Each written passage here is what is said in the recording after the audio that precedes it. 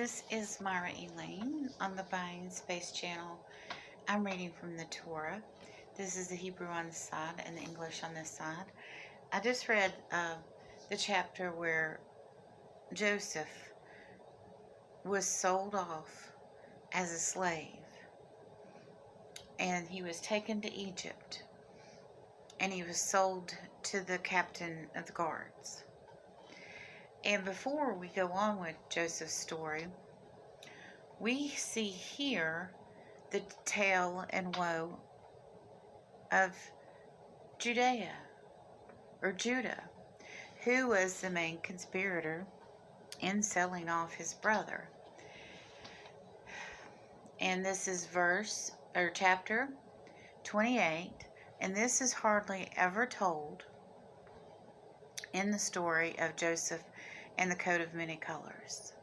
You have where he received his coat of many colors, where he was sold off, and then it picks up in Egypt, and it leaves off this chapter about justice.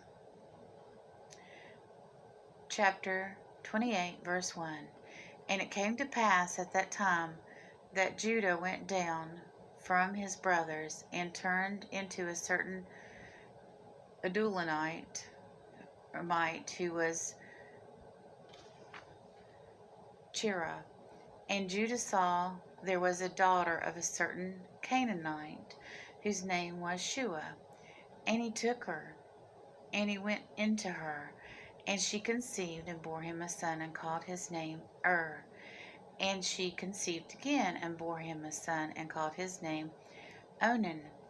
And she again bore another son, and she called his name Shelah. And he was at Cherith when she bore him. And Judah took a wife for his firstborn, whose name was Tamar. And Judah's firstborn, was displeasing in the eyes of the Lord, and the Lord slew him. And Judah said unto Onan, Go and tell thy brother's wife, and take her, and perform the duty of a brother-in-law to her, and raise up the seed of thy brother. Onan knew that the seed should not be his. And it came to pass, then he went unto his brother's wife, and he spilled it upon the ground. So it was not to give unto his brother. And the thing which he did was displeasing in the eyes of the Lord, and he slew him. Then said Judah to Tamar his daughter-in-law, Remain a widow at thy father's house until Shelah my son be grown. For he thought, lest peradventure he die also, as his brothers have done. And Tamar went and dwelt in her father's house. And many days had lapsed when the daughter of Shua, Judah's wife, died. After Judah was comforted, he went up unto his sheep shearers, he and his friend Torah the Adulamite, to Timnah. And it was told to Tamar, saying, Behold, thy father-in-law goeth up to Timnah to shear his sheep.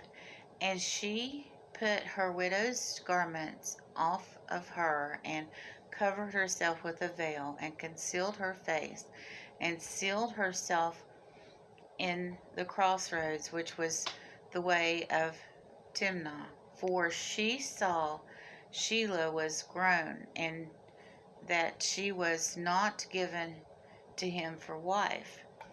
And Judah saw her, and thought her to be a harlot, because she had covered her face. And he turned to her by the way, and said, Come, I pray thee, let me come into thee. For he knew not that it was his daughter-in-law. And she said, What wilt thou give me? What house thou mayest come unto me? And he said, I will send thee a kid from the flock. And she said, If thou wilt give me a pledge till thou send it. And he said, What pledge must which I shall give thee? And she said, Thy signet, and thy scarf, and thy staff that is in thy hand. And he gave them unto her, and came in unto her, and she conceived. She conceived by him. And she crossed and went away, and laid by her veil from her, and put on garments of her widowhood. So here is the daughter-in-law who was married to her oldest, and he displeased God, and God slew him. So he sent in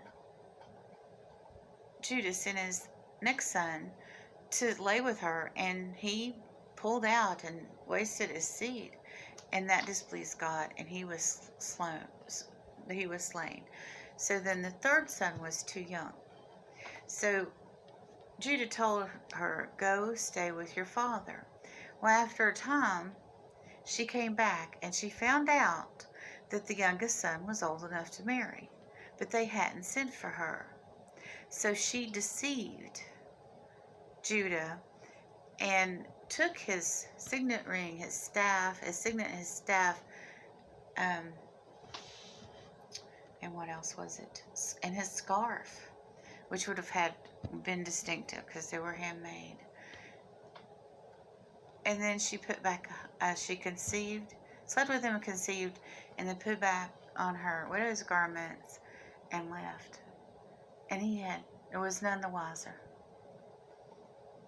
So no hell hath no fury like a woman's scorn, because she should have been sent for and married to the youngest son, as promised.